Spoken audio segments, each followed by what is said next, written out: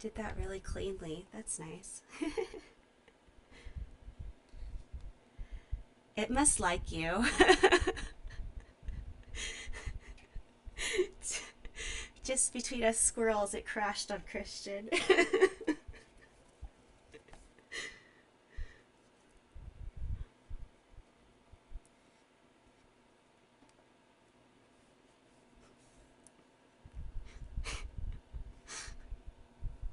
It's just audio because the screen froze. Yes. I was like, this sucks because the story is so good. Yep, it happens. That's what I get for not checking things while I'm recording.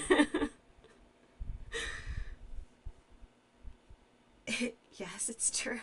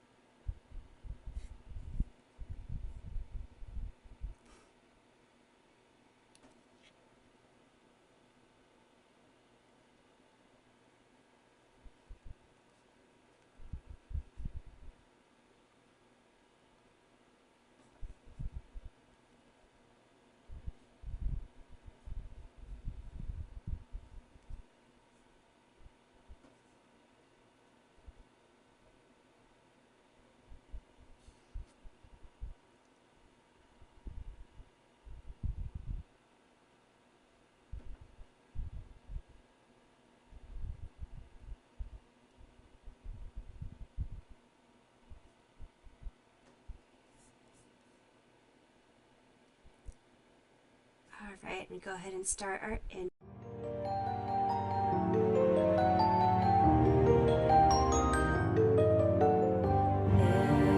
Realms unfold, where tales unfold, strange things are happening in moonless nights, whispers ascending.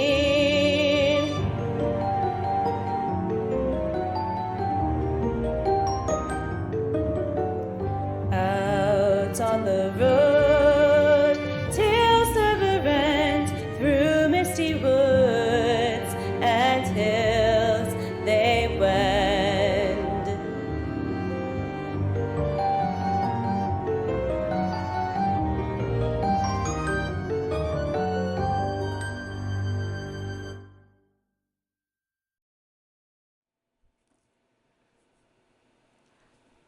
All right. Good evening, everyone, and welcome back to this lovely Saturday evening. And this week we are very excited to welcome a new friend to the library. Good evening and welcome with your most fabulous hat to the lovely Erin. Tell us a little bit about yourself and the character that you are bringing to the library here tonight. Yeah, so hi everyone. I'm Aaron. I am playing Stick. Stick is a half elf warlock who has lost their name from a bit of Feywild trickery. Outside of D&D, I am an outdoor adventure coordinator. So I coordinate all a bunch of fun activities for youth in New York City. So I'm really excited to be here. I'm really happy to have fun. Awesome. That's really cool. I don't think I knew that about you before we walked in here tonight. I don't know how I did not Yeah, know that, but that is really cool. So thank so you for fun. sharing that. Yeah, it Awesome. is entirely exhausting work, but it is very fun. Like we just did a course yesterday, and we just finished on Thursday, and I've been doing nothing but sleeping since then.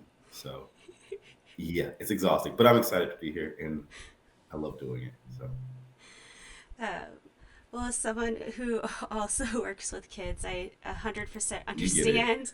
Yes, You get yes. I am often in bed by 8 p.m. my time, it. and Yeah. I still feel like I haven't slept since August. So Yep. Yeah. What is sleep? Who knows? Here Do I we get it? go. Okay. Exactly. 6 more months. Yep. Yep. Yep. That's funny. Anyways, but I would not do anything else, even if they Of paid me, course. Exactly. which they don't. Exactly. No, there's no money in it. No, not at all. But that's okay. Anyways, but I really like Stick as a character. I was very excited about Stick. Could you tell us a little bit more about Stick before we dive in? Because we're going to do some really cool stuff with him tonight. Yeah. Do you want to just go through like the whole of their backstory? The Well, known, the parts known, part unknown. I don't want to twist your arm, but All right. anything you So want to Stick, share with us? yeah, Stick is a character that's very near and dear to me. Simply because I love the groundedness and kind of like very like I don't know, sort of innocent nature of their story. So the way Stick's story goes is Stick was a young half elf living in a half elf village, just having a good time, just regular old childhood, loving stuff. Maybe playing with friends, playing in the river, like doing a whole bunch of stuff. Had a great community. Stick had this one best friend named Cal El that they got along famously. They were inseparable.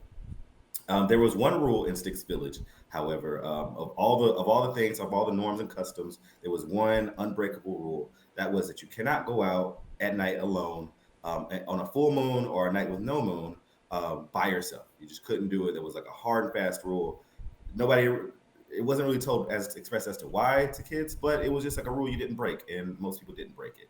However, one night, Styx's friend Kal El went missing.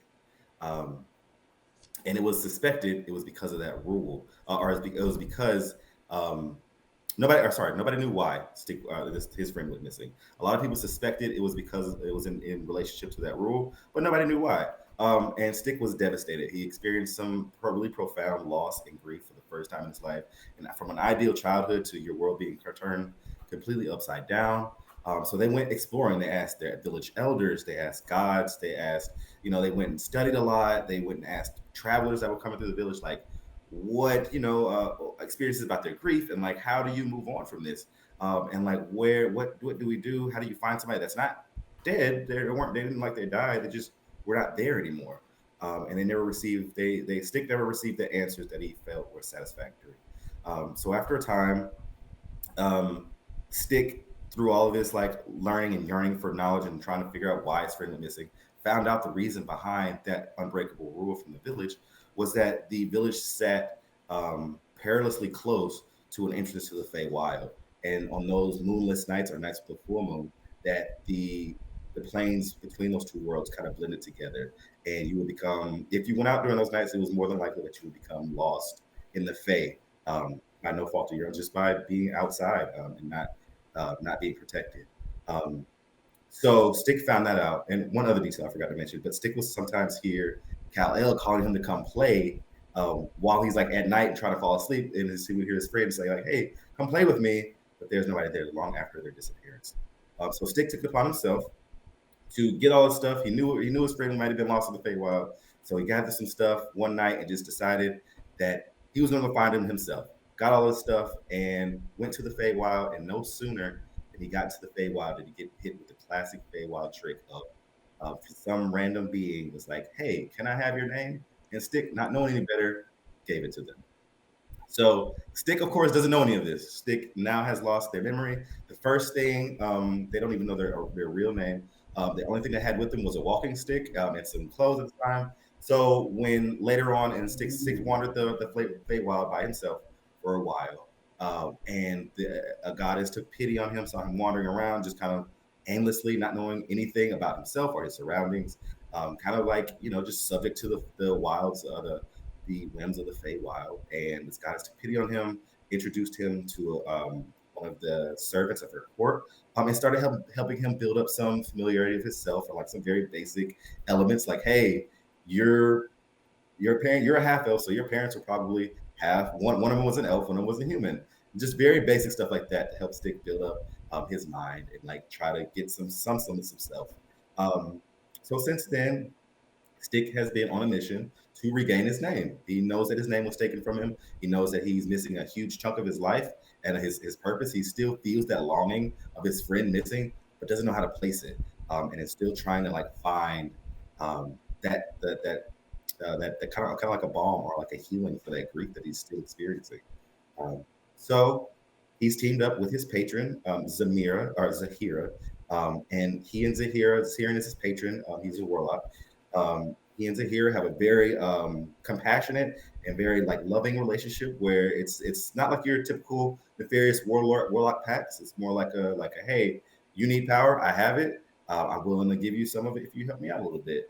So and through that they've kind of connected and gained like a sense of partnership and companionship with each other. And now Stick is out in the world trying to find that being that stole his name to get it back and also help some people along the way. So that's Stick's deal. Nice. I love all those little fun details and elements in his backstory. There's so many cool things we get to play with tonight. So, Yeah, I'm yay. excited. It'll be fun. Well, Yeah. tonight his patron is going to send him on what at first appears to be yet another mundane side quest, but will ask him to confront pieces of his past, and depending Mm, on where this all goes, may even reveal a few mysteries to him. interesting. Yes, indeed.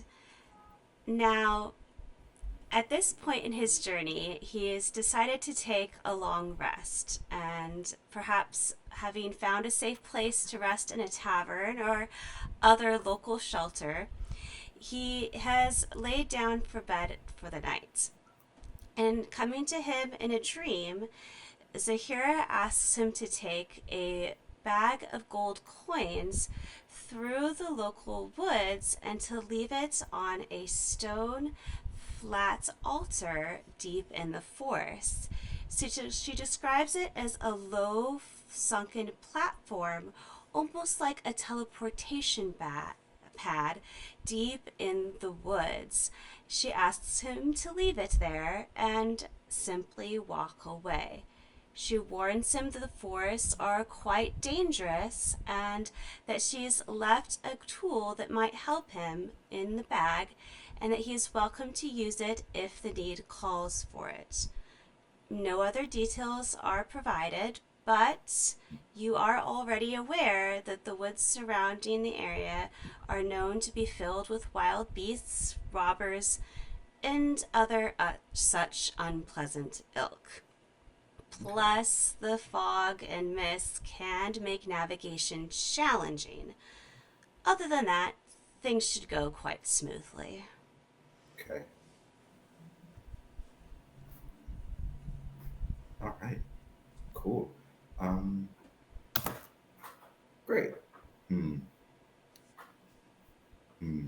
So Stick, having heard all this in his dream, I'm imagining he's like waking up in like the day with the bag or something. Yes, he finds it sitting on whether it's a nightstand or the bedroll next to him, a bag of coins. Okay. Um, Stick's gonna go over to the bag and just kind of like waking up, shaking the sleep off, and just kind of be like, another one, huh? And he's gonna like pick up the bag and kind of like feel its heft and be like, just kind of like in his head or like kind of out loud or kind of to himself, but really to Zahira, just be like, "There's a lot of gold coins. Like this is so much money." And just kind of like look up and be like, "What are you having me do again?" Um, and he wants to take it um, and put it in a safe space, maybe like in his pack or something like at the bottom of it, so that nobody can get to it. And just kind of tuck it away. Um, and then if he's in an inn, I guess he wants to like head downstairs and like talk to anybody that's like around, like a barkeep or like like somebody like helping, like some kind of like worker here. Just try to like get. Absolutely. Yes. Downstairs, there will be the barkeep or the innkeeper there, and he's already setting up for hopefully the next day's patrons, simply cleaning up from the night's revelries, waking that last drunkard who collapsed over on a bar stool, sweeping up the various refuse and whatnot, and perhaps getting a hearty stew ready for later in the day. Mm. Barkeep, excuse me. Good morning. Yes, I see you're awake now. Not much I can rustle up for breakfast, but there are some loaves and a bit of stew left over from the other night. Perhaps I could fetch you a bowl. Uh, that would be lovely. However, I do have a question of a different nature. If you have just a little bit of time to indulge me. Sure, yes. What is it I could help you with? Okay, Directions, I perhaps? yes, yes, absolutely. I know you are busy. Have you been in the forest or the woods near here, like right outside the city? Have you been out there? Do you know anyone that's been out there? Oh, well, we don't try to stray far into the woods around these parts, but Right. if you're looking for an outlander, you wouldn't do better than Carver. See, she knows the realms around here quite well. I don't know if she's journeyed into those particular woods, but at least she can give you better directions than I. Carver. Good, good. That's a good name. Um, hmm. Where would I find this Carver? Oh, this time of the morning, um, I imagine she's out in the barn. I know that seems like an odd answer, but once you get to know her, you'll realize it's actually not. Oh, very good. Okay. Great. Out in the Carver, out in the barn. Do I owe you anything for the night? That I don't remember if I paid in advance. He kind of chuckles at you and answers something to the effect of, like, oh, they never do, and lets you know that you're all paid up and squared up to go. Great. I love the sound of that. I will just have a couple of loaves of bread and maybe a little bit of stew if you have it left, and I will be out of your hair. I promise. I left the room in good condition. He stirs up a bowl of stew for you and then packs up a few loaves for you to go on your journey. Amazing. Stick's gonna like scarf down the food as fast as he can, just very impolitely, noticing just kind of like the state of everything and just how it's like early in the morning, nobody's really paying him attention. Like he wants to be polite, but realizes that nobody really cares that much, it seems like. So just kind of like scarf down the stew really quick, put some bread in his pack, and then head out looking for Carver. Um, yeah. Excellent. Well, the barn for this particular tavern or inn is just around the back. It's of modest size, large enough to store a couple of horses and a wagon, but not so large as it would be found on, say, a good sized farm or other type area. You realize one of the doors has been left ajar, and in the misty mud of the morning, you realize there are a couple of footprints leading inside. If Carver is here, it seems like she's still here. Perhaps she decided to nestle down inside during the last night's activities. Okay. Cool. So Stick's gonna just cautiously poke his head in and kind of maybe like knock on a surface or something and try to be like, hello, is I'm looking for a carver. Is there a carver here? You get no response, but if you're listening Hmm. carefully, perhaps you've caught the faint rustling of straw coming from deeper inside the structure. Hmm. Okay. Stick one kind of just takes a look around, being like a naturally kind of a suspicious person. Just kind of wants to take a look around and just see if there's like a sign of like a struggle or anything like that before they proceed further. Okay. Roll investigation. Okay.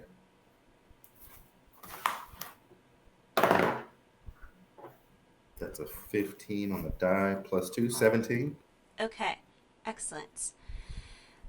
As you're casting your first glance around both the outside and the entranceway of this barn, you are not under the impression that there has been a struggle here, Mm, but you are noticing signs that whomever this carver person is, they do know their way around the outdoors. They're mm, quite an outdoorsman. In fact, you're noticing they have quite a light tread, and perhaps it was only due to that heavy mud and rainfall over the last days mm, that there were even muddy footprints left to find this morning. For even leaning away from the barn and immediately inside the barn doorways, there's barely a footprint or a sign of disturbed straw or dust. mm. This person either has great skill at obscuring their tracks or a very light footfall. Very good. This person sounds awesome. Okay. Okay. Stick wants to go over to the rustling in the hay, just kind of get closer and just kind of like take his walking stick and just kind of like poke at it and just try to like stir something up in it. And she'd be like, hello, hello, Carver? To your surprise, it is not a humanoid that leaps out from this particular bundle of hay, but a larger, well, flash of white that knocks you backwards and then tumbles on top of you. And as you're landing backwards onto the floor, you realize you are staring up at a large white dog. Oh, oh, hey there. Oh my goodness. Oh, hi. I just want to just kind of like pet them as much as I can if they're letting me pet them. Just kind of like rustle them a little bit. And like, oh my gosh, are you Carver? Are you Carver? Or are you? I can't tell what's going on here, but you are very cute.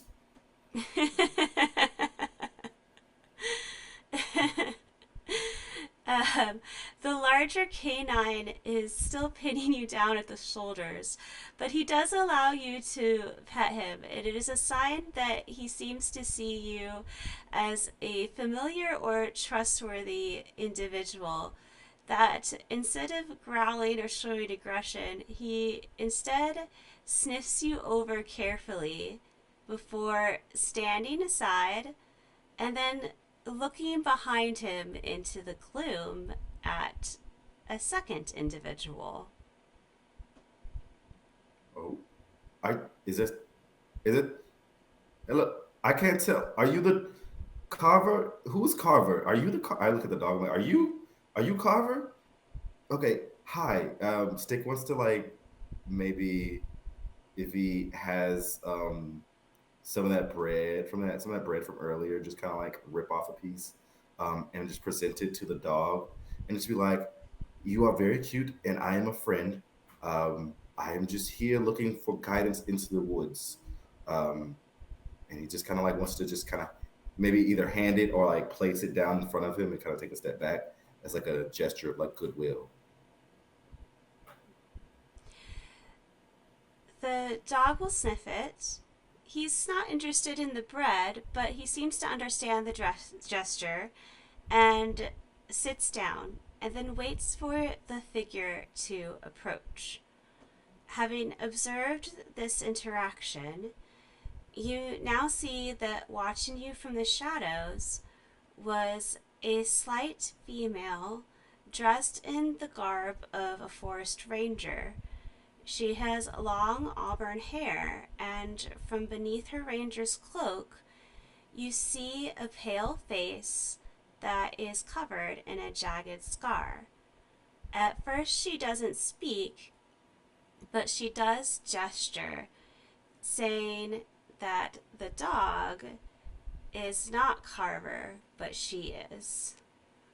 Ah, very good. The dog is not Carver. So hi, I'm Stick. Your dog is very cute and startled me a lot. It is nice to meet you. Um, would you like some bread? She was going to just like offer her the other pieces of loaves that he didn't rip off. She won't say a word, but Mm. having called the dog over to her, she will come over closer to you, accept the bread, and then sit down across from you, observing. Mm. Uh, Good morning. I realize this is a bit of a weird introduction, but my name is Stick. Um, I was told about you from the barkeep or the innkeeper just over yonder there, that inn just around the bend. Um, I realize it is early, and I apologize if I am intruding. I would just like to employ your services for the day. She looks you over, pondering, almost analyzing, the same way that you've seen the occasional wild animal do out in the Mm. woods. And then she says the most unusual thing. You are named after your staff?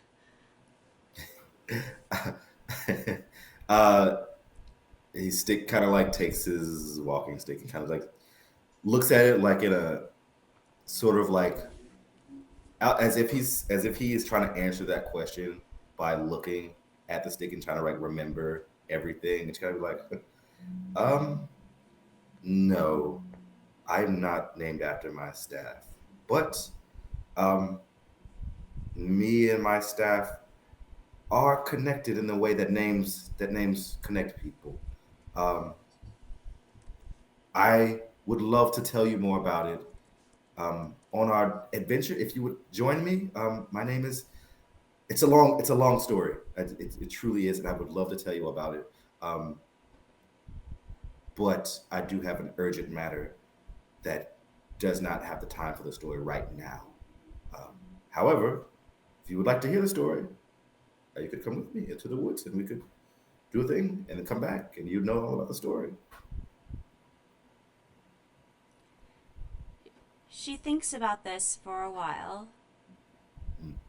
looks down at the dog, and then says, "My dog likes you, but why do you want to go into the woods?" Ah, that is also a long story. Um, Stick is currently in this moment trying to contemplate, as he does with most of his interactions when he has a weird Zahira mission. Does he tell them the full truth of what he's doing, or does he like tell them the abridged version of it in order to like feel more appropriate? And Stick is kind of weighing out if he tells this person he has a big bag of money on him right now, can he trust that person to like guide them into the woods, or are they just gonna like rob him and leave him alone, and he has to like do all that other stuff on the back end of like trying to talk to Zahira again and get another bag of money. So he's doing all this kind of calculation like in this moment, and he's kind of just like sits back and looks at the ranger with the scar and the dog, and looks at the dog and decides in this moment to trust the ranger. Seeing the scar and seeing just kind of their, um, I wouldn't say standoffish, but reserved nature that he's perceived so far, and decides to trust this person and say, well, I have a mission from a benefactor of mine, and I have to deliver something to a altar in the woods, and I have to do it soon. Um, so that's why I'm going. And I don't know where I'm going. I just know about what I have to do, where I have to deliver this item to, um, and that's it. So I thought I would enlist in some help to do that.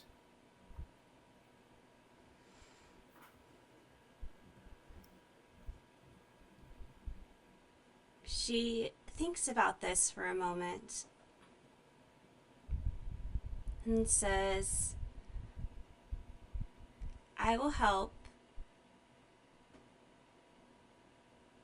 but only if you promise to be gentle to everything that is in the woods. Okay. Could you, just so I understand for clarity's sake, talking to the ranger, Stick, is just for to make sure that I want to make absolute sure that I understand the terms of our agreement. What do you mean as gentle? We are not harming anyone, whether they bring harm to us or not. Correct.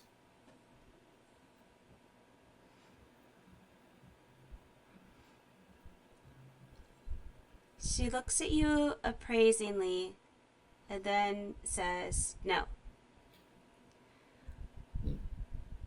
And then tries to explain further and says, the wolves will hunt a rabbit, and this is natural. And sometimes we must slay in order to keep ourselves alive. But that is different from snaring, from killing before we understand. I am asking that you look, that you listen, and then understand before choosing to kill.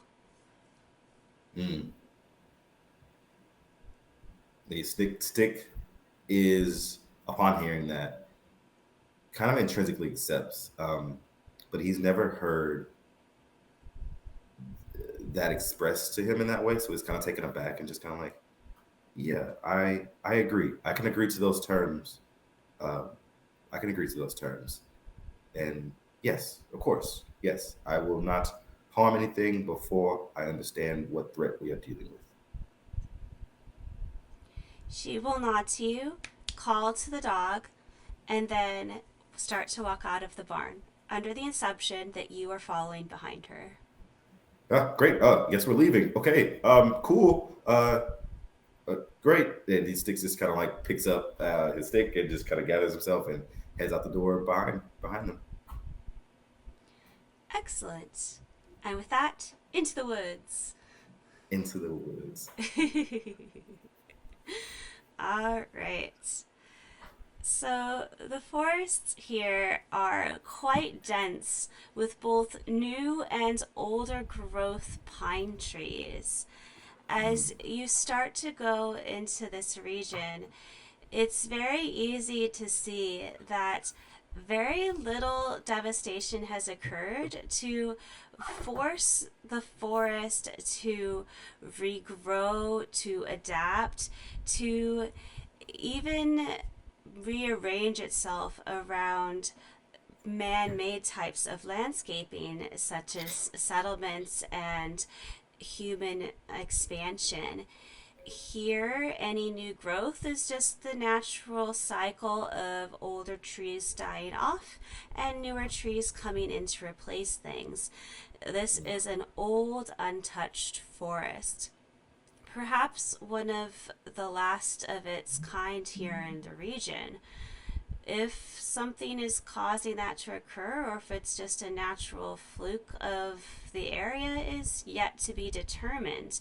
But because it is such an old forest, you can see some of the side effects of this type of biome are occurring quite often, such as heavy mists in the morning and dense fogs creeping along the forest floor, making it very difficult to navigate at any time of the day. You can tell already that even when the mist and fog burn off, by mid morning, late afternoon, it's going to be so dark from that overgrowth in the tree canopy that it's basically going to be twilight all the time, no matter what. Wow. Stick, upon like walking and navigating all this, kind of, I imagine he's having a little bit harder time keeping up or navigating through than Carver. But something about the age of the forest kind of reminds him of this time in the Feywild a little bit. Um, and he kind of wants to look at Carver and just ask, like, I know your name is Carver, but what is the dog's name, if I may ask? Is Stick walking beside Carver or more behind when he asks this? I'd imagine he's a little bit more behind, and asking this question to like slow the pace just a little bit. Okay.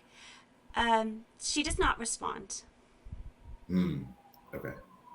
Stick is going to then just try to like hustle ahead and not like tap on her shoulder, but just kind of like wave his hand in her general direction, and be like, try to get her attention. Okay. She does glance back at your direction, perhaps a bit startled to realize that you are so close, but she does give you your full attention. Hi. Yes. Sorry. Didn't mean to startle you. Would just like to slow the pace just for a moment. We don't have to stop, but just can we slow down for just a moment? I'm becoming winded. And secondly, I would like to ask, just what is your dog's name? She kind of frowns at this, surprised that you've asked more than anything, and then she says that his name is Gwen. Gwen. That's a nice name. Um, just while we are taking a little bit of a break, I know we're not stopping walking, just slowing down the pace a little bit. I hope. Since the stick is saying like very pointedly, just trying to like ask her to slow down the pace without asking her. Um, he just wants to be like, you asked me about my name earlier, and I feel like now is as good a time as any to tell you before we get even further into the woods. I wasn't named after the stick, but the stick did inform my name in a way. Are you familiar with the Feywild at all? Have you heard of that? She nods to you. I'm sure you are a seasoned ranger as yourself. I don't know how else to say this, and every time I try to tell someone, it gets a little weird. My original name was taken from me, and Stick has at this point said this enough times where it doesn't like cause him an emotional response, but it causes him like an outward emotional response, but he is having an inward word every time he says it. But he's powering through, and he's just sort of like, and the first time someone asked me my name after that moment where my name was taken from me, I didn't have a name to give them, and it wasn't until they asked me my name that I realized I didn't have a name to say, and it's always been so weird to ever since someone asked me about my name to then tell them I don't have a name, but I do have a name, but it's not my name. Um, so anyway, this very stick is the only thing I have from my wherever I'm from. So when somebody asked me my name, this is what I had in my hand, and the only thing I could remember was stick. So I said stick, and they said, "Oh, your name is Stick. You go by Stick. Okay, great." And that just kind of stuck, as it were. Um, so yes, I'm not named after my walking stick. My name was taken from me, hence the name Stick. Um, I've had it for like quite a while now. So it, I just figured I should tell you now before we get any deeper into the woods, and also I wanted to take a little bit of a rest because you move very fast. We are moving very fast this morning.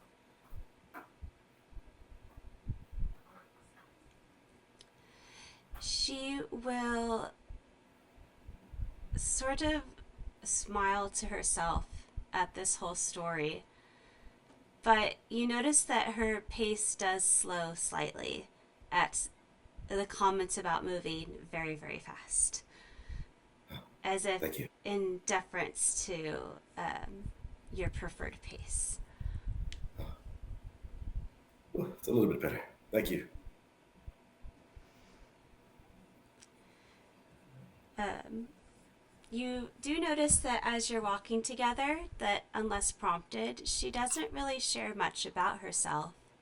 but she does do her best to keep you all safely on the path and will occasionally point to interesting things out onto the trail.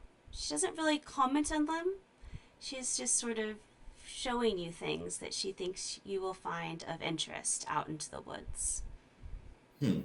What are some of the things that she's pointing to? Typically, these are plants, ones that you would probably be familiar with as a warlock and spellcaster in general, but things that might be useful as spell components or even things you might wish to have if you have a healer's kit. Um, Things that probably might be more rare in a typical forest are here quite in abundance as if they've been left untouched for quite some time. Um, Stick wants to just spend just a little bit of time, or he's gonna at least look to Carver and just be like, um, just being mindful of our agreements earlier. Is it okay if I take some of you? I know you pointed them out, but is it okay? I just wanted to ask for clarity. Is it okay if I take some of this stuff? This is like really valuable stuff here. It's I can't believe nobody's come here. This is really valuable. You mind if I just take a little bit? Is that okay? She thinks about this and then nods, Just a little bit. saying, yes, only enough to help and not hurt the plants. Of course, of course. I'm just going to grab a few ingredients here and there. Um, just a couple of things. Um, these mushrooms here, I'm sure you know, but these are very rare. Um, and I've seen them everywhere. And I've been dying to just take just a few, just a handful. Matter of fact, this is all I'm going to take right here. And he just takes like a handful. That's it. But these are very rare spell components indeed. So thank you for pointing these out. Um, I just would like to know, how long have you been doing this? You seem to be very familiar with these woods. She will suddenly become very sad in her demeanor, and before turning away, she will indicate since she was very young. Oh, okay. Stick just seeing that she became sad and kind of withdrawn from that question. Uh, won't press further, but just note it for later. It's like, oh, okay, I understand. While you're gathering these various herbs and plants and mushrooms, you occasionally hear a call out in the woods. The whisper of voices coming to you out of the trees. It's very faint and it's difficult to hear and make out what is being said or even what direction it's coming from. But the more often it occurs, the more you're convinced that there is a humanoid voice out in the woods calling and saying something. Hmm. Um, Stick, in his haste, would reach out to Carver, kind of mindlessly just reaching out and grabbing them and being like, "Do you hear that? I've heard it like 3 or 4 times now, and it becomes clearer and clearer the more I hear it. See, there it is again. It's something. But it's a voice. It's not like an animal. Do you hear that?" As you're saying this, having grabbed out for Carver, she will have whipped your arm off of her body. You see a brief flash of a blade, and before you know it, the white dog is between you. But it is not pushing you away, it is pushing Carver back, slowly creating distance and making sure that everyone is keeping themselves safe. Well, I mean, no harm. Just I wasn't even thinking. I Do you hear that? It gets louder every time, but I cannot for the life of me make out what is being said. Uh, Sorry. I am very sorry. Please, I mean you no harm. Did not mean to startle you, and I should not have reached out so rashly. Um, but do you hear that? Like Stick is realizing like that he may have messed up in this situation by grabbing at Carver suddenly, but is also still so enamored by the voice that he's trying to, as tactfully as he can, be like, I'm sorry, but do you hear? It gets louder. It like gets louder, right? She's looking at you like you've lost your mind and simply shakes her head no, taps her ears, and says nothing, and then looks down at the dog and just sort of observes its behavior instead. Oh, come And on, Gwen. I know you hear it. and you both do observe that Gwen does seem to be noticing something out amongst the trees, but he is more determined in making sure that his master is being safe and is almost pointedly ignoring it. Right. Stick notices that and wants to take a moment to put his own like put his own stuff aside. And like I think like for Stick, like hearing a voice in the woods kind of like subconsciously triggers his like want to like chase after that. So he's kind of like, okay, oh, okay, I am sorry. Let's put the knife away. I did not mean to grab at you. Um, but there is a voice that I hear, and I would be remiss to not mention it to you. Um, if I think Gwen hears it too, I think he's more concerned about you though, and that is because of my doing. So I apologize. And Stick is just kind of going to like just put him like kind of just sit down on the forest floor, in like a very like non-threatening position, and just be like, "I have no threat. I just I made a mistake. I apologize." Seeing that it may be her who has made the mistake, Carver will relax her stance. The blade will vanish.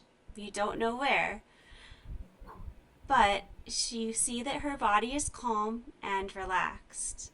And seeing this, Gwen will sit. Realizing Oh, that you are quite serious about the something out in the woods, the ranger will look directly at her dog and then tell him, seek. And perking up, he will start to be sniffing about into the woods, trying to locate the voice. But he's finding it quite challenging, almost as if the voice is coming from everywhere and nowhere all at once. It's mm, going to be proved to be quite challenging to figure this puzzle out. hmm. Okay. Um, Stick having been having spent some time in the Feywild, and having some familiarity with like Fey trickery and um, nymphs in the woods and fairies playing tricks on people, kind of similar trickery where they'll, um, you know, cast a dancing light spell and have you traveling, running around in the dancing lights for hours. Stick is kind of like beginning to like be suspicious of this noise, considering that even the dog couldn't find it. Um, and Stick is just kind of gonna take some time. I'm trying to look at a spell. Hold on. Oh, okay. So Stick is going to use one of his spell slots to cast dispel magic. Just to This is something I think that Stick would do a lot in the Feywild. Or one of the very first things that he learned when he got his patron, and became a warlock, was to cast dispel magic anytime he felt like he was being magically threatened or toyed with or something like that. To just rule out any kind of like magical trickery right off the bat. So Stick is just kind of gonna take a look around, look at Carver for a little bit, and be like, you know, this doesn't seem right. Not even Gwen can find it, and Gwen seems like a very good boy. So I'm just gonna cast a spell really quick. Do you mind if I cast a spell? She nods her consent and then backs up and sits down in order to give you space. Okay. All right. Been a while since I casted magic. All right, let's see if I remember how to do this. Okay, so Stick's just gonna like clap his hands together, kind of like rub his palms together, and then cast Dispel Magic and see what that does.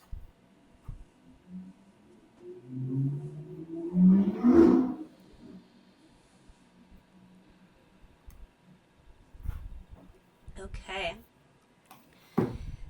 So at first, Stick assumes that nothing of import has occurred. But then he's realizing that the fog and the mists are starting to dissipate. Now, if this had occurred later in the day, perhaps it's just a natural effect of the sun coming out. But it's happening too quickly, and you are feeling the effects of magic dissipating as well. Mm, Perhaps there was something playing some tricks out there in the fog. But the voice continues. mm, okay. But now Um, there's some clarity to it. okay. Just like to the environment, like the mist is cleared mostly. Okay. Mm, okay. Um, Stick wants to take some time, and just kind of now with the mist clearing, just kind of look around at the trees and the uh, various flora that he sees, and just he's looking for anything unusual. If there's like a tree pattern that repeats itself a little too often, like if two trees look very, very identical, or if there is like a flower or a type of leaf that is out of place that doesn't like match the tree or something like that. He wants to like kind of really take in the nature surroundings with the help of Carver. He wants to like bring Carver in and be like, Carver, um, I want to elicit your help. You're familiar with these forests. Could you, for me, just what I'm trying to do right now is I keep hearing this voice. Gwen hears it too. So I know it's not just me. And what I'm trying to do is something that I was taught is you look for things that are too perfect. Nature does not do anything twice. So I'm looking for two trees that look exactly alike. I'm looking for flowers that look exactly alike. I'm looking for things that are out of place. Um, could I get your assistance with that? She ponders for a minute and then says, "You want two trees that are the same?" No, I don't want two trees that are the same. Yes. Well, hold on. Hmm. In the Feywild, what would happen when you had some kind of being playing a trick on you? Because that's what they do there. There oftentimes would be telltale signs that they are hiding from your presence, i.e., they would be blended into a tree. They would copy the appearance of one tree to another to just stand next to it, and that's how you would know because the two trees looked exactly alike. Or there would be something out of place, some detail missed, some piece of reality that is out of place that would tell you that you are in a trick or that you are being fooled in some way. So that is what I'm looking for now. That's why I casted Dispel Magic, which is the spell I casted to because we can't find a source of this voice. So a sourceless voice tells me that a sourceless noise tells me that there is something afoot, and I would just like to find it. So that just to answer your question, yes, I want two trees that look similar because that will tell me what we're dealing with. But if that's not what we're doing, that's not what I want. If that makes sense. I don't know if I'm explaining this well.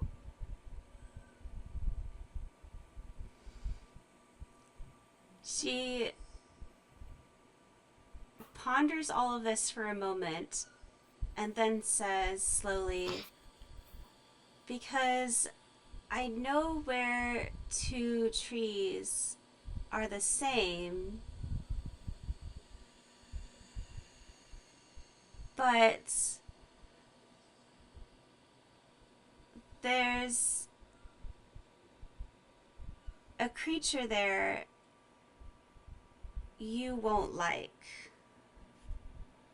Mm. Mm. This is very fun. Um, Stick wants to take a beat and is reflecting to himself, and in this moment is very grateful for Carver's kind of quiet nature, because to Stick it seems like that is not a signifier or a sign of like dismissal. It seems more like a respectful kind of quiet that they share. Um, so Stick is now being given like this the space to like think through things, as opposed to maybe in another social context you'd be expected to like have an answer right away. So Stick just kind of wants to take a moment and think to himself, um, and after a beat, just kind of say to Carver, um, "Why do you think I won't like this creature?"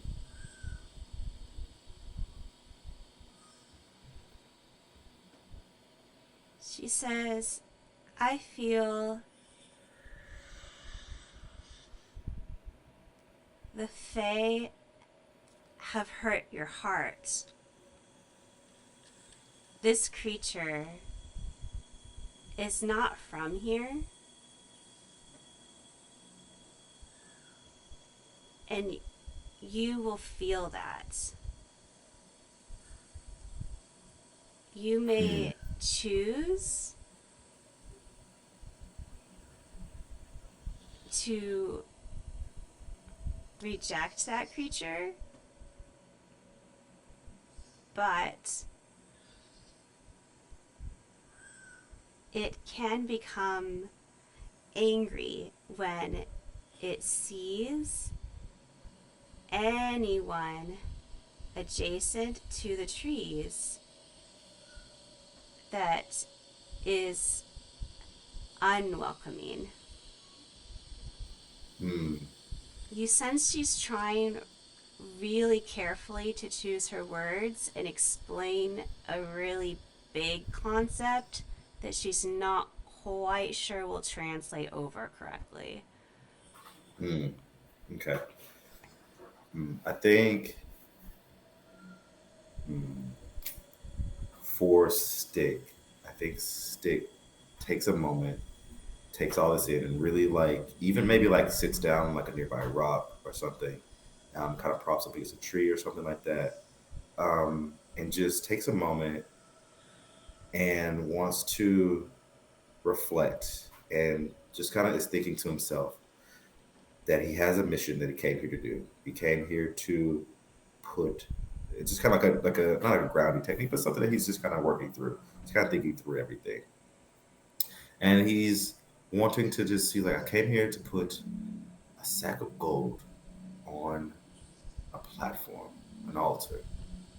Okay, now doing that, I enlisted the help of a ranger. This ranger seems to know this woods very well.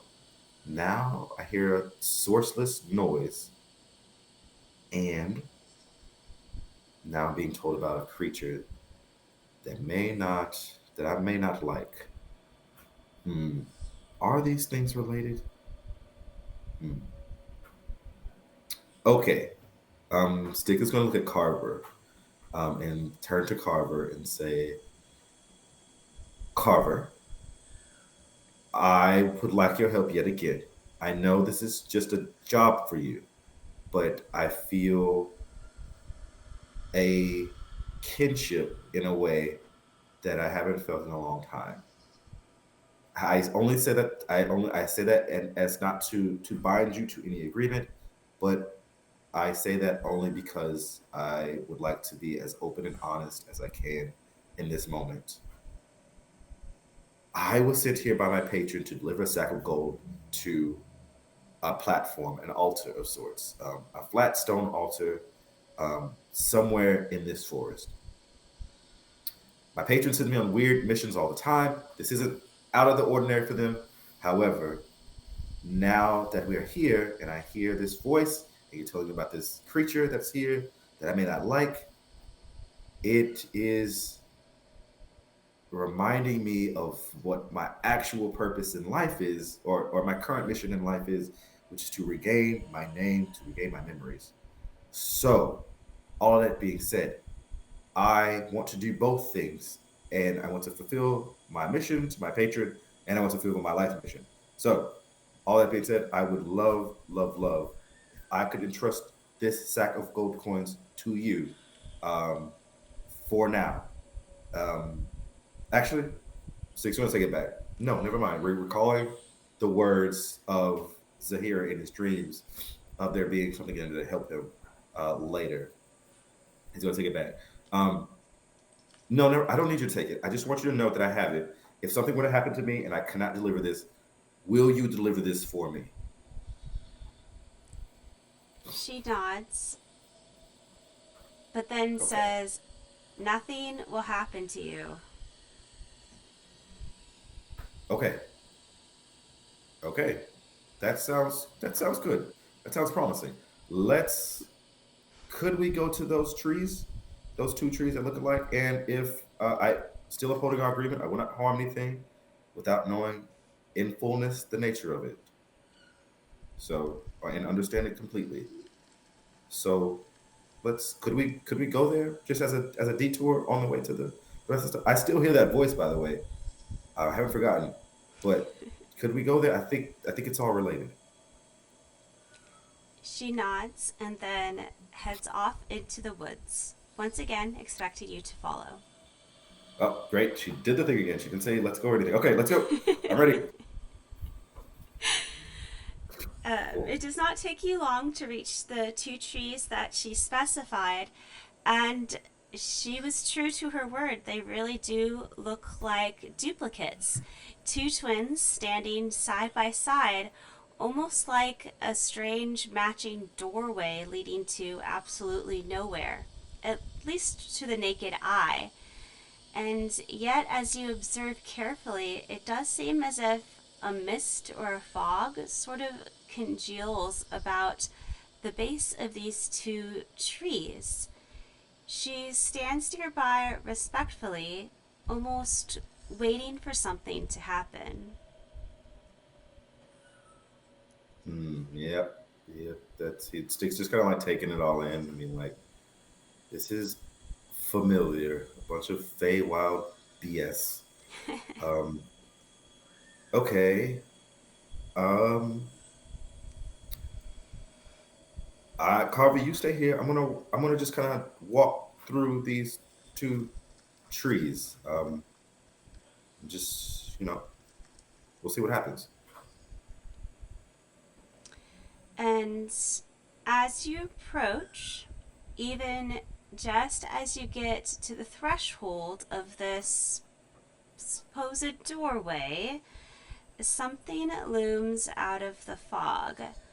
And it's a spectral horse, black in nature, almost ghost like, but it does appear to be solid, at least to your eyes. It glows with its eyes glows almost golden, and it rears up before you before beginning to brush past you and dash away into the woods. Whoa. Um, Stick wants to like just kind of like maddeningly turn to Carver and be like, "Did you see that horse? Did you see that horse?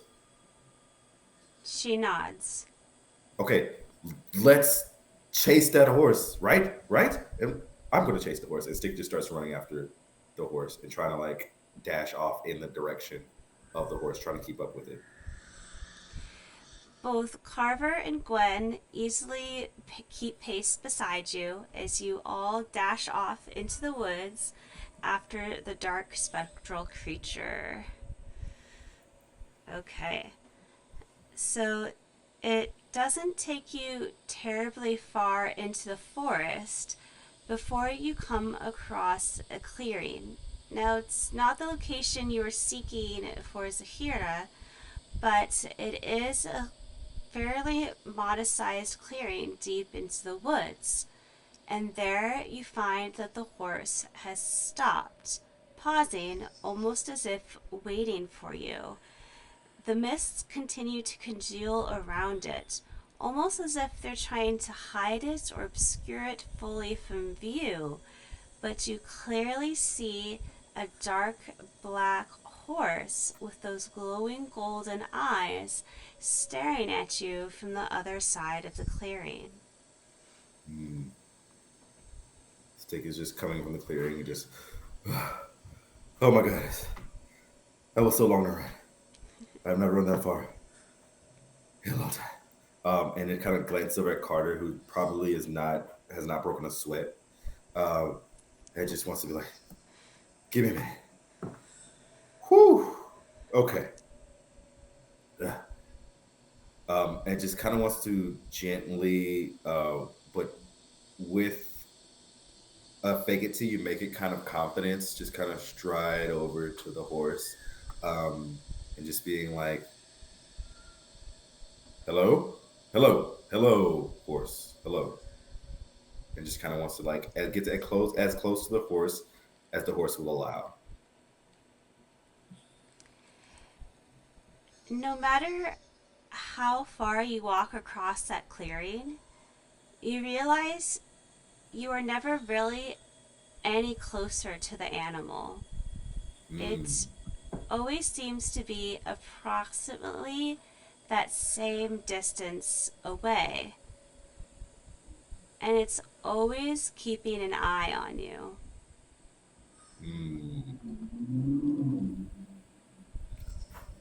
Stick does it seem like it has Stick gained any distance from Carver? If he were to glance backwards, he would to realize that despite the fact he feels like he's been running across that clearing for a while now, he hasn't really moved all that far from Carver either. Okay. All right.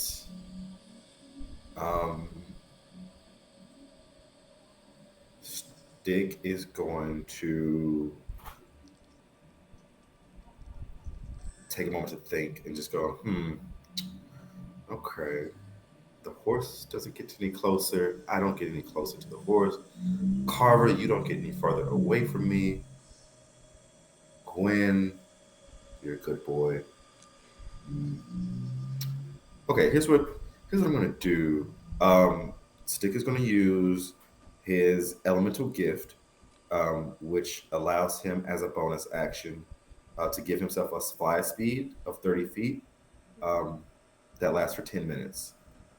So he's going to use one of those charges and just start beginning to fly and seeing if being on the terrain has any effect, like being off of the grass and flying towards the horse has any effect in him getting closer towards it.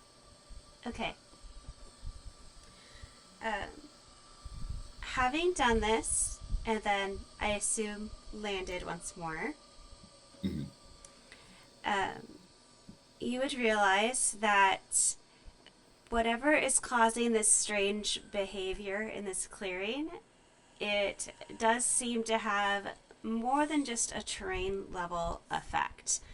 You are still no closer to this strange creature than you were before. And yet the creature is not moving away. In fact, it's still watching you curiously.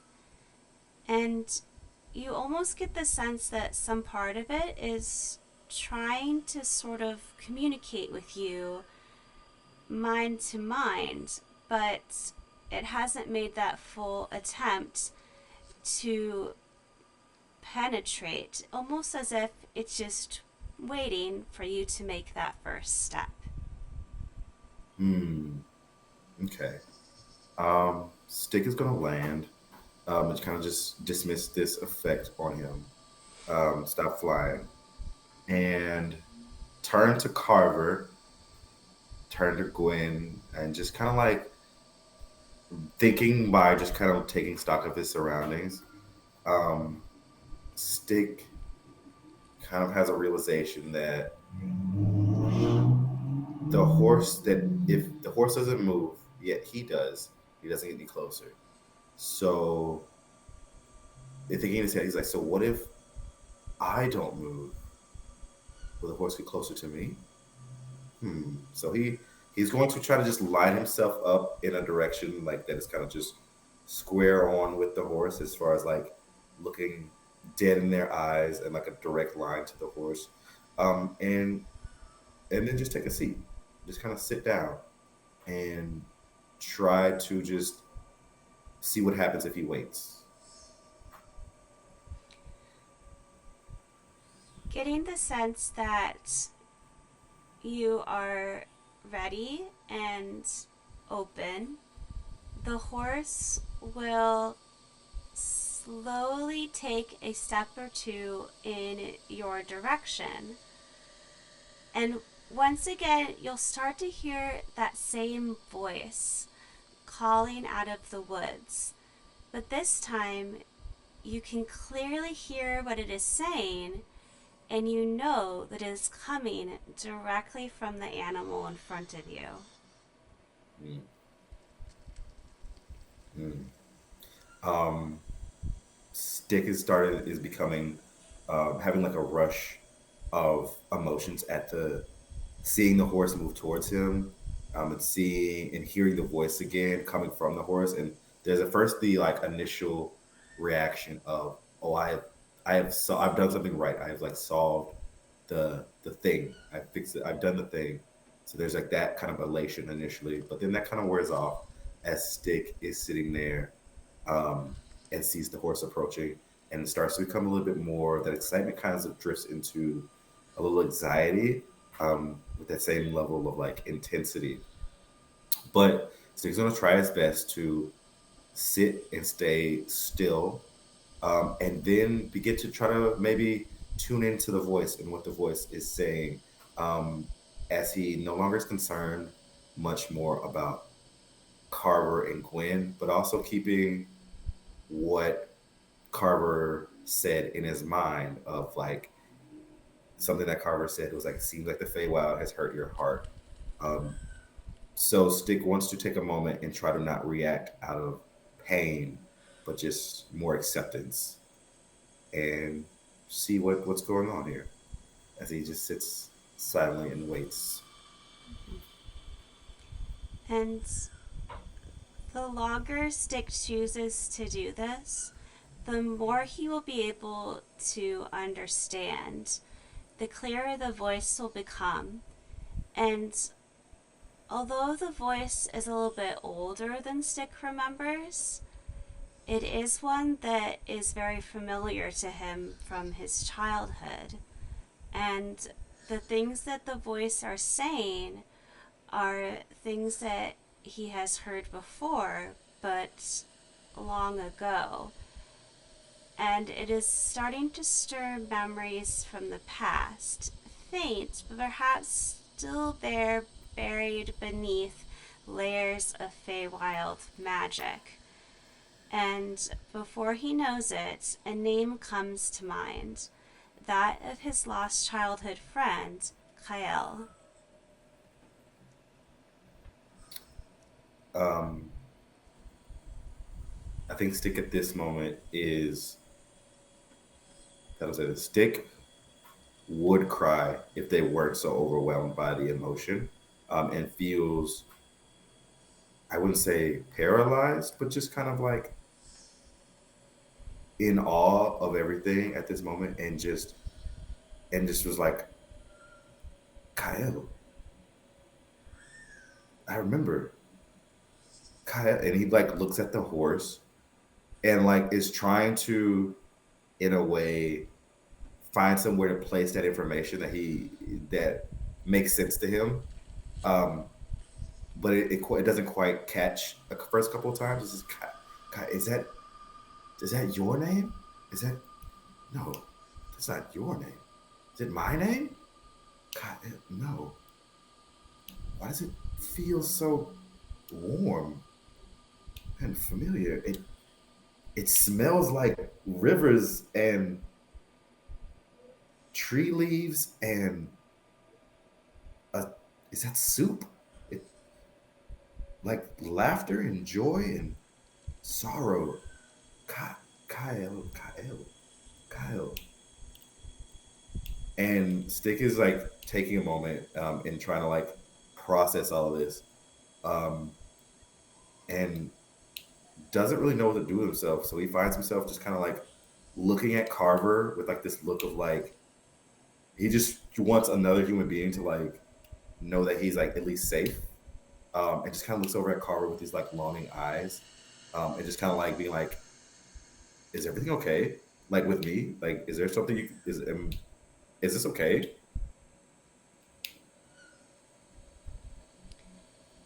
Since she cannot hear the voice, she will be uncertain of what exactly has just occurred.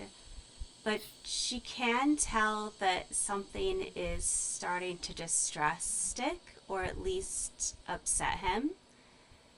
And very slowly, she will start to approach and then just sit calmly nearby as a way of showing support. Thanks, Carver. Um, I I remembered something from my past.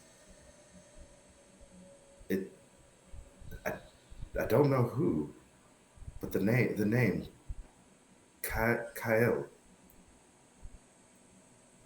It it feels so good to say, but like I don't know. I don't know. It even as I'm remembering the name, it kind of rattled around in my brain, and it's like the name itself doesn't have a home. It's just kind of bouncing around my memories. And he wants to look at the horse, if it's still there, and just thank you. Is this thank you so much, um, and wants to like reach out to pet it or touch it in some way, in like a gesture of gratitude. If he tries, all he would feel is mist. Mm. But in the last moments before it vanishes, he will feel that faint waffling of a horse's breath upon his face, and then upon glancing back up again, he will realize it is gone. Mm. Um, Stick just wants to again just say thank you. He's like thank you, to like the horse and like the clearing and this everything. And Stick is like calmed down entirely from his state that he was in when he heard the voice initially. Um, and he wants to turn to Carver and just look at Carver and say, "Thank you. I think you no, you know a lot that I don't. And you have been very gentle and kind with that knowing. Um, so thank you for guiding me through these forests today and for watching over me. Um, I have regained something. Kyle, I don't even know who that is, but it feels so good to say. Um, yes, okay. So I have a sack of gold coins that I need to deliver. Uh, can we find an altar or something? Because I have a name. So, not. I mean, well, me personally, yes, I do. But I also like. I know Kyle. I don't even know where to begin. But that's it. Sounds so sweet. Does it not? Isn't it a good name? It's a good name. Um, let's let's figure something. Let's go. She smiles a bit amused at your eagerness, but then lightly taps your knee before you can fully turn to go. And then signs, wait. The horse led you here. There's a reason. Okay. Um. Okay. Okay. Let's. Okay. Um. Sorry, I'm just very excited. Let's this clearing. The horse led me to the clearing. The voice, the name. You know what?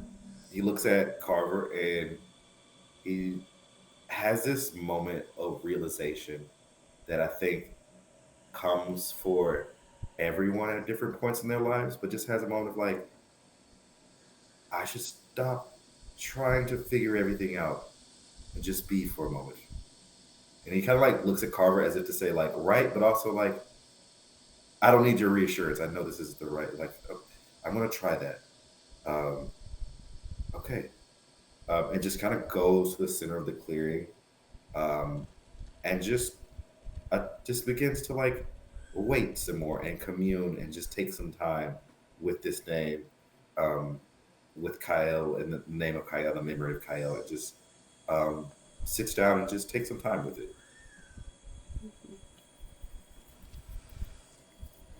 And as you're meditating there in the center of the clearing, with the sun overhead and the woodland creatures starting to awaken all around you, your senses expand and you start to pick up little elements all around you that perhaps you were not sensing before, but were always Mm, there.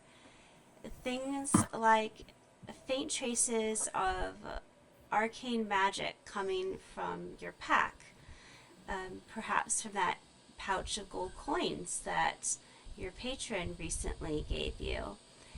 You're also sensing something else off in the trees, back where the horse was. Something dark, but also odd. Trace of magic, maybe necromancy. It's not dead, just unusual. mm, You also, of course, sense those little bits and pieces of life all around you. The squirrels, the birds overhead, the magical flora and fauna that you all have been encountering throughout the morning. And there's also a sense of peace and safety here in this clearing.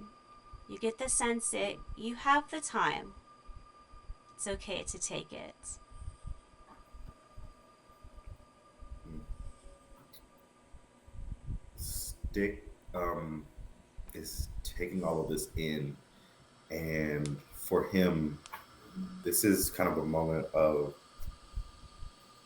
just realization and surrender that he oftentimes shies away from. And he begins to take in all this information and all of the senses, sensing the life and the vibration of the forest and the lively energy of it all. Um,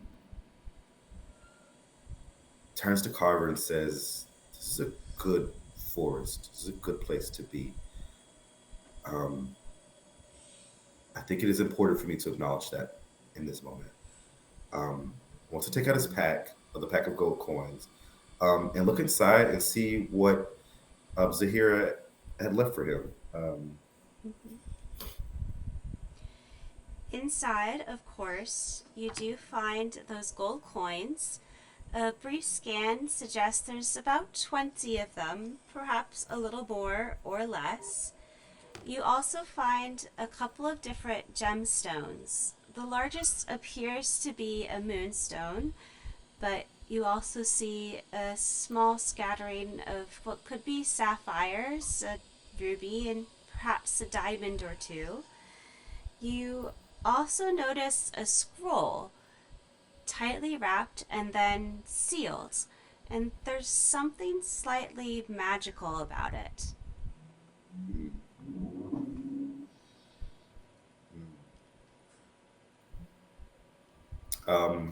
Stick wants to.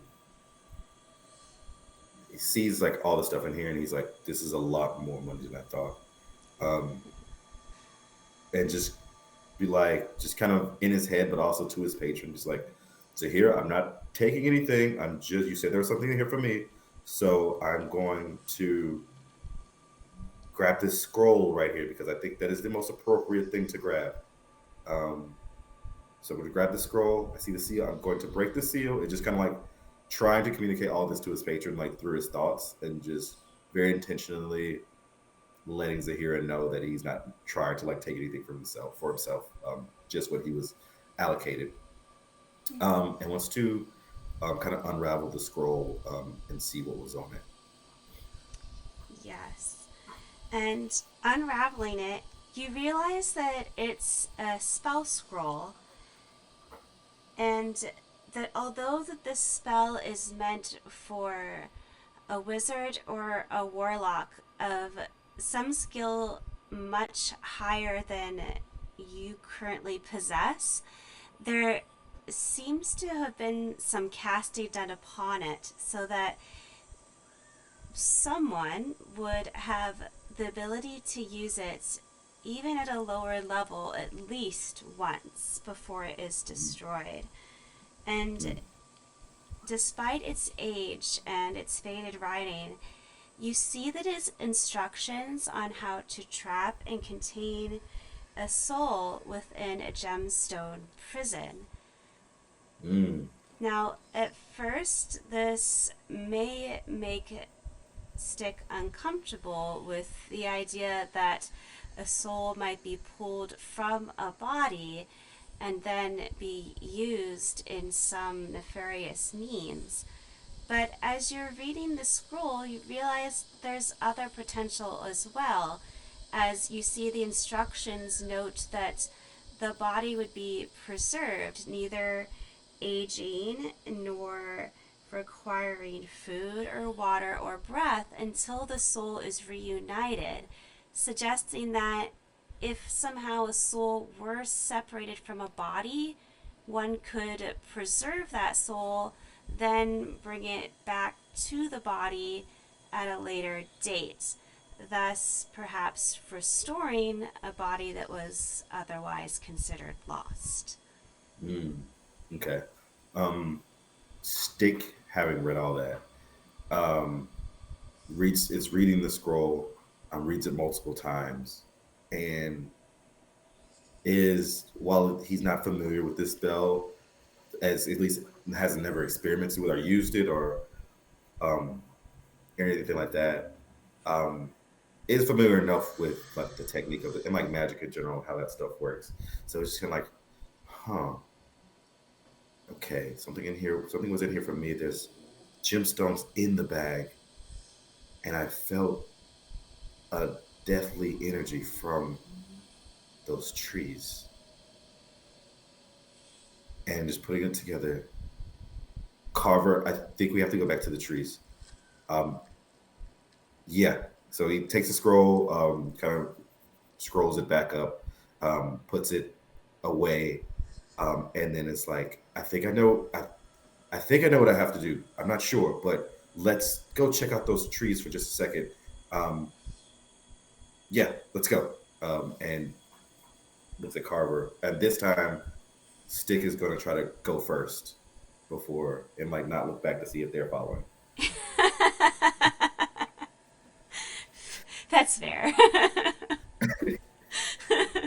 She has been quite rude tonight.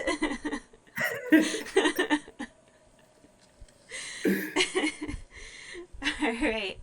Um, just in the edge of this tree line, in the shadow of the trees, it's so faint you almost miss it. You discover the lost shade, a soul of an adolescent boy. He's wearing a cloak and appears to be wearing um, clothing that's almost familiar to you, but has elements that you would consider to be from the Feywild, as if he brought clothing with him from the mortal plane and then continued to decorate it in the Feywild tradition. Hmm. And Stick sees this little boy. They like can interact with one another. He doesn't speak or move, but yes, he is a younger boy. Stick wants to try. He's thinking about the horse, thinking about the name. He wants to just say. He's just going to say, Kael. Is that your name? And see if that Upon, has any effect. upon hearing its name, the ghost glances in your direction and you hear a very faint sigh. But other than that, it doesn't move and doesn't speak. Mm. You get the sense that it can't. Mm. Okay. Um, Stick's gonna try something. Use his other spell slot, and he's gonna try to cast. If I can find it.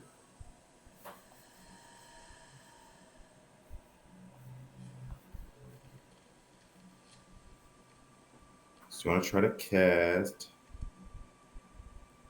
Speak with the Dead.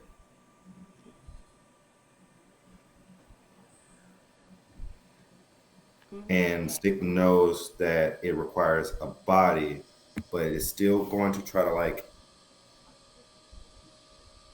to cast it in a way that will let him have some level of communication with this ghost. Mm-hmm. All right. Without a physical form to communicate with, communication does remain limited, but you immediately realize that whatever has happened to the spirit, the body isn't dead. It's simply separated. And you get these faint flashes and whispers of sound, perhaps of action, motion. It's very difficult to see and hear because whatever had happened to this entity, it was so shocking that it's almost frozen it in time. And it is now no longer able to move or speak on its own. But where the body has gone, it's too difficult to tell. Hmm. Okay. Stick's gonna put the details together in his head. The scroll, the gemstone, the moonstones, um, in the sack, and then now this being in front of him.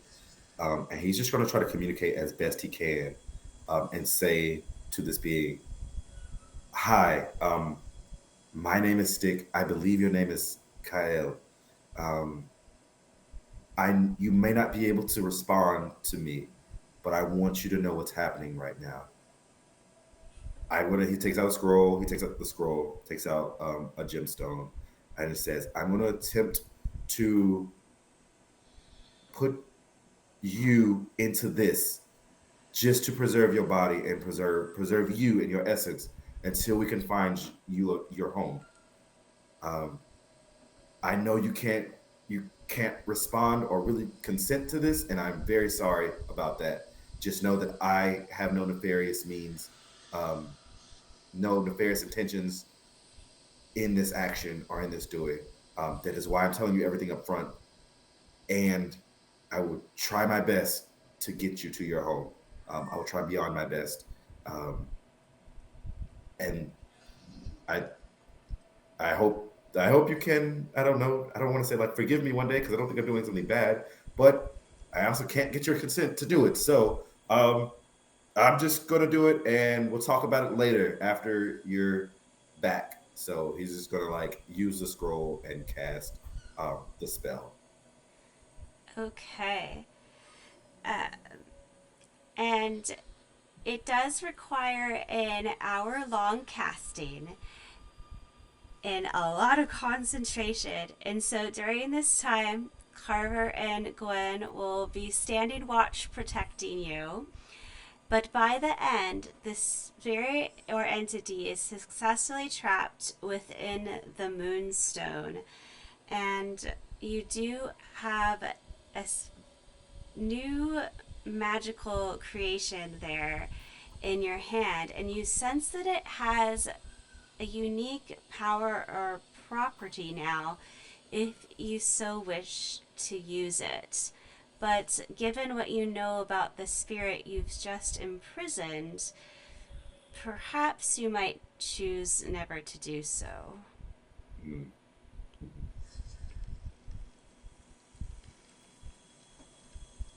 What is the ability, or what can it do? You are sensing that if you chose to do so, you could potentially siphon away some of that spirit's energy to give yourself temporary hit points and even adopt the creature's damage, immunity, or resistances in order to protect yourself over the course of the next day. You could also attempt to telepathically communicate with the spirit, but given the state you found it in, you're not convinced that would entirely work. You could also attempt to gain one of the creature's traits, abilities, or skills, including a feat or spell that it knew in life. Wow. Okay. Cool. So Stick, having spent the hour doing that, imagining is a little bit exhausted, but holding this in his hand and realizes the um, responsibility that he is now attached himself to, and the great kind of temptation that he's opened himself up to a little bit, and realizing all the things that he could do, and is immediately going to, while not attempting to fully communicate, like not attempting to fully have a conversation with this creature, just or with this the gemstone, I'm just going to be like, I realize this puts you in a very vulnerable situation, and I understand deeply what it feels like to be in a vulnerable situation. I'm going to put you in a very safe place, and I promise to never use any ability that I may gain, use any power that I may gain from siphoning away your magic. I promise to never do that. So, what I'm going to do, going to get a nice box, going to get some real good wood, maybe we're thinking oak or mahogany or something. I'm going to carve you up a real nice box, put some cushioning in there, make it real nice, lock it up real good, and I'll be personally keeping track of it the whole time. So uh, you're with me, buddy, Kyle, and we're just gonna keep you safe for now. And for now, he just kind of wants to really like tuck it like in the lining of his pants or something like somewhere he knows is like very very safe, so that it doesn't go anywhere.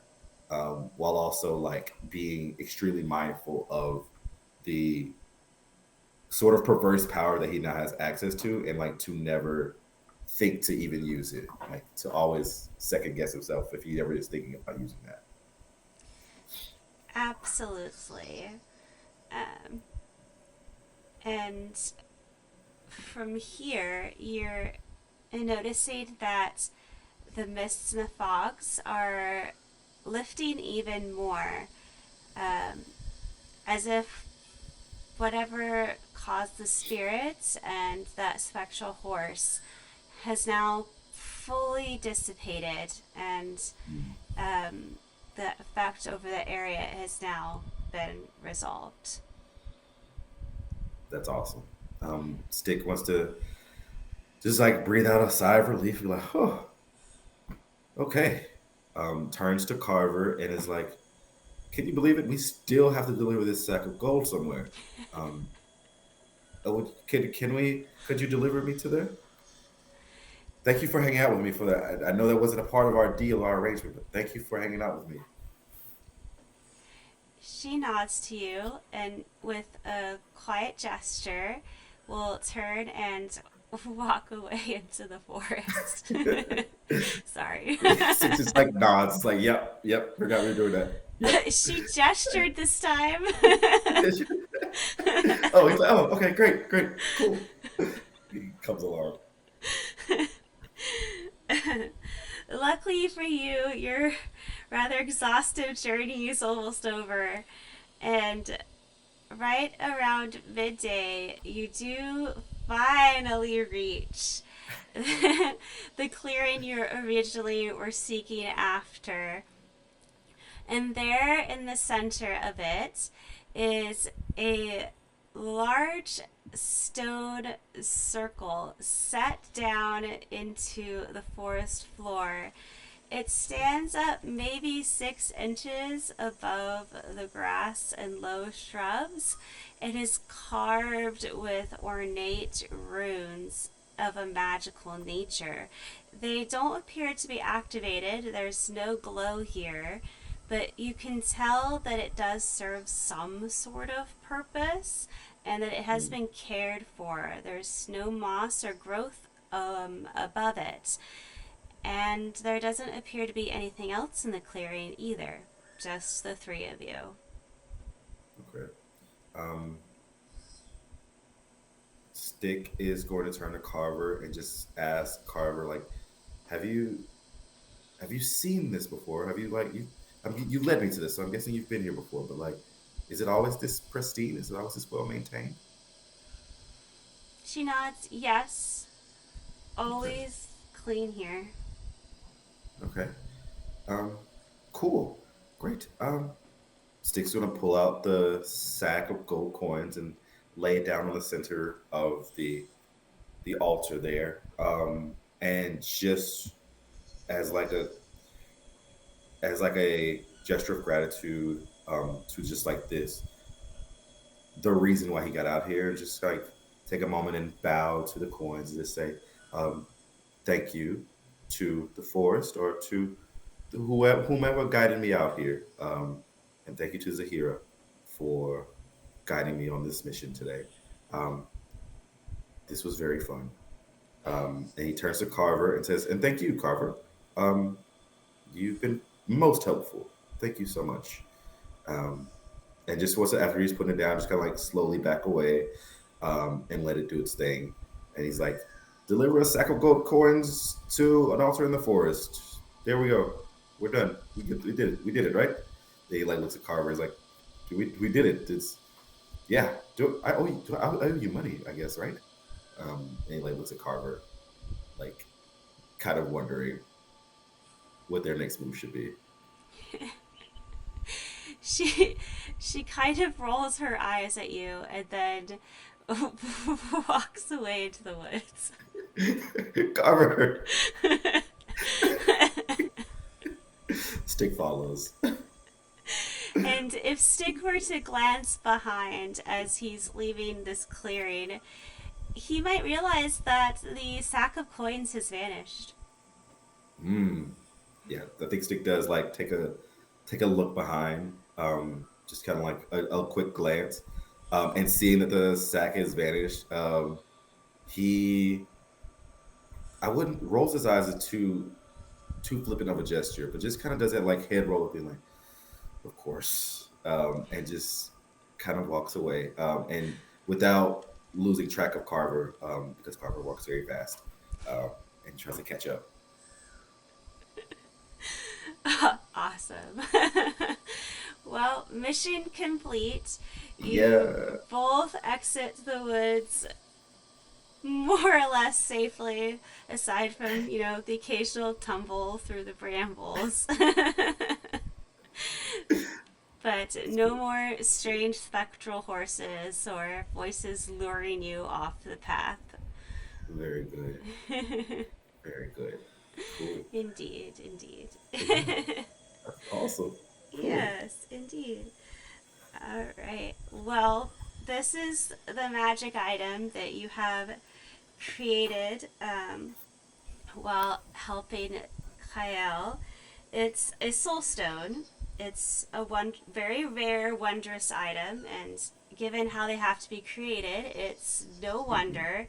If found, it must be attuned by the person who discovered it. Otherwise, if it's created, you are automatically attuned to it.